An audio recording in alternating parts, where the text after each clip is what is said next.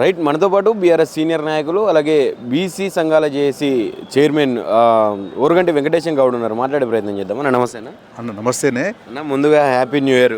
మీకు కూడా నూతన సంవత్సర శుభాకాంక్షలు అన్న. ఎన్ని ఇప్పుడు నాట్లు వేస్తున్నారు, కొత్త సంవత్సరం వచ్చింది. గతంలో చూసుకుంటే కొత్త సంవత్సరంకు ముందనే మనకు రైతు బంధు, రైతు భరోసా అని చెప్పి అవి పడుతుండే గత 10 సంవత్సరాలలో. ఈ సంవత్సరం ఇంకా కూడా మనకు రైతు బంధు అంటే రైతు భరోసా చేసిరు, అదైతే ఇంతవరకు పడ్డట్టుగా మనకు కనిపిస్తలేదు. ఎట్లా చూస్తారన్న ఇదంతా? ముఖ్యమంత్రి రేవంత్ రెడ్డి గారికి నూతన సంవత్సర శుభాకాంక్షలు తెలుసు. కనీసం 2026 సంవత్సరంలోనైనా మీరు ఈ రాష్ట్ర ప్రజలకు చేసినటువంటి వాగ్దానాలు నెరవేర్చాలని ఈ సందర్భంగా విజ్ఞప్తి చేస్తూ ఉన్నాను. మీరు ఏవైతే రైతులకు, అదేవిధంగా ఏవైతే విద్యార్థులకు, అదేవిధంగా ఈ రాష్ట్రంలో ఉన్నటువంటి అనేక సామాజిక వర్గాలకు మీరు ఏవైతే వాగ్దానాలు చేసిరో కనీసం ఈ 2026 సంవత్సరంలో నెరవేర్చాలి.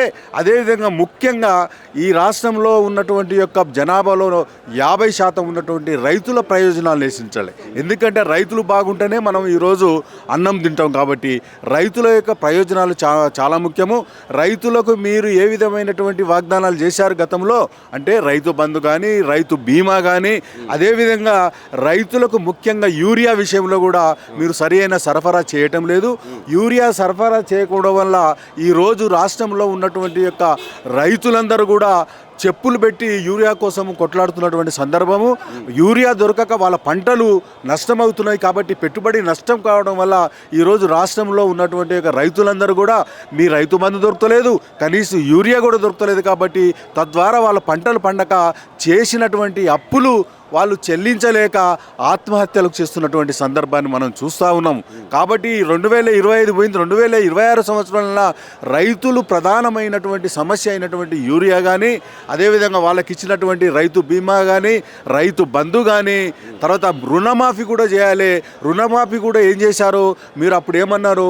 రాష్ట్రంలో అందరికీ రైతులకు రుణమాఫీ చేస్తున్నారు, కానీ కొంతమంది వ్యక్తులకే ఈరోజు రుణమాఫీ చేయడం జరిగింది. కాబట్టి మీరు వాగ్దానం చేసినట్టుగా అందరూ కూడా రుణమాఫీ చేయాలని, అదేవిధంగా విద్యార్థులకు సంబంధించినటువంటి ఈరోజు, ఎందుకంటే ఈరోజు ఉన్నత చదువులు చదివేటువంటి వాళ్ళందరూ కూడా ఎస్సీ, ఎస్టీ, బీసీలకు చెందినటువంటి యొక్క విద్యార్థులు. కాబట్టి ఈరోజు వాళ్ళు స్కాలర్షిప్ లేక, ఫీ రీఎంబర్స్మెంట్ లేక ఈరోజు చదువులు మధ్యనే ఆపేటువంటి పరిస్థితి. కాబట్టి వాళ్ళకి ఇచ్చినటువంటి 4,000 కోట్ల రూపాయల ఫీ రీఎంబర్స్మెంట్ను వెంటనే చెల్లించాలి.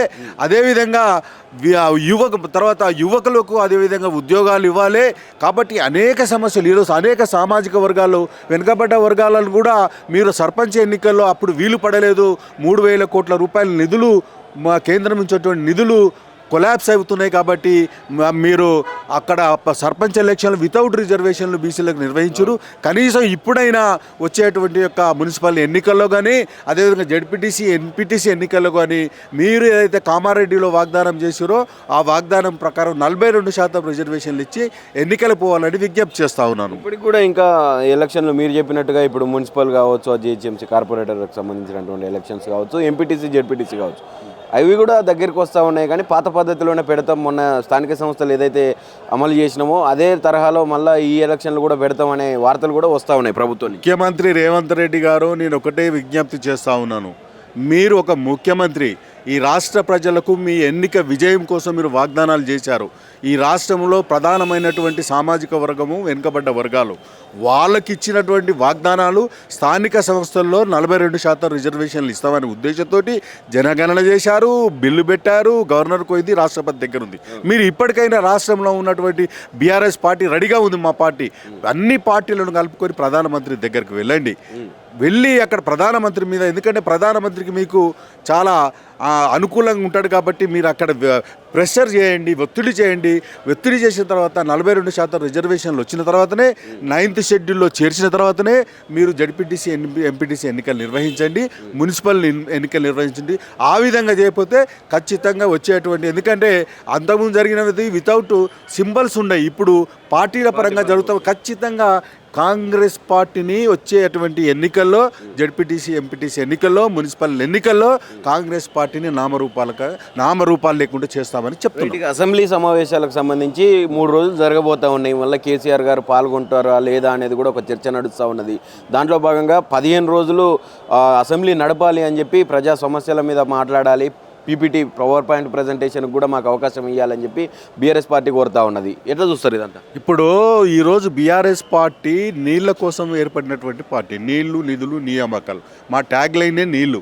కాబట్టి మీరు ఈ యొక్క కృష్ణా జలాలో మన తెలంగాణ వాటా కోసము, అదేవిధంగా గోదావరి జలాలలో వాటా కోసము మీరు పీపీటీ పెడతామన్నారు. పీపీటీ అనేది మీరు ప్రవేశపెట్టండి.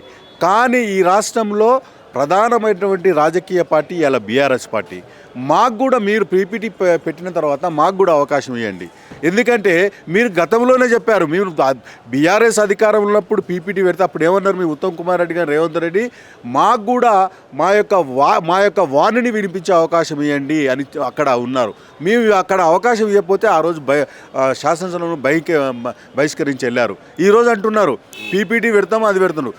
ఈ రాష్ట్రంలో అనేకమైనటువంటి ప్రధాన సమస్యలు ఉన్నాయి. ఒక నీళ్ళే కాకుండా ఇంకా ప్రధానమైనటువంటి సమస్యలు ఉన్నాయి. కాబట్టి ఏదో 2 రోజులు 3 రోజులు కాకుండా కనీసం ఒక 20 రోజులు ఈ యొక్క శాసనసభ సమావేశాలు పెట్టండి. ఒకవేళ మాకు అవకాశం ఇవ్వకపోతే పీపీటీలో మేము ఖచ్చితంగా ఆ శాసనసభను బహిష్కరిస్తాము. బయటికి వెళ్ళి మా ముఖ్యమంత్రి గారు, మా నాయకుడు చెప్పినట్లుగా మేము ప్రజలలోకి వెళ్తాం. బహిరంగ సభలు పెట్టి మీ నీళ్ళ విషయంలో మీ విధంగా దోపిడీకి పాటుపడుతుండ్రు. ఎందుకంటే నిన్న ప్రెస్ మీట్లో మా యొక్క హరీశ్వరరావు చెప్పినటువంటి యొక్క ప్రశ్నలకు సరైన సమాధానాలు చెప్పక ఇలా మీ యొక్క ఉత్తమ్ కుమార్ రెడ్డి గారు, ఈ యొక్క ఇరిగేషన్ మినిస్టరు తప్పుడు సమాధానాలు చెప్తున్నారు. కాబట్టి ఇదందరూ గమనిస్తున్నారు. ఈరోజు రేవంత్ రెడ్డి గారు ఆంధ్ర ప్రయోజనాల కోసము, వాళ్ళ యొక్క గురువు చంద్రబాబు నాయుడు యొక్క ప్రయోజనాల కోసము మా నిధులు, మా యొక్క నీళ్లను వాళ్ళకు దోసుకుపోయే విధంగా మీరు సహకరిస్తే ఖచ్చితంగా ఈ రాష్ట్రంలో తిరగనేమో, లేదా వచ్చేటువంటి ఎన్నికల్లో మీకు ఖచ్చితంగా గుణపాఠం చెప్తామని సందర్భంగా తెలియజేస్తున్నాం. ఫైనల్గా మొన్న కేసీఆర్ గారి దగ్గరికి సీఎం ముఖ్యమంత్రి రేవంత్ రెడ్డి గారు వచ్చి కరచాలనం చేయడం జరిగింది.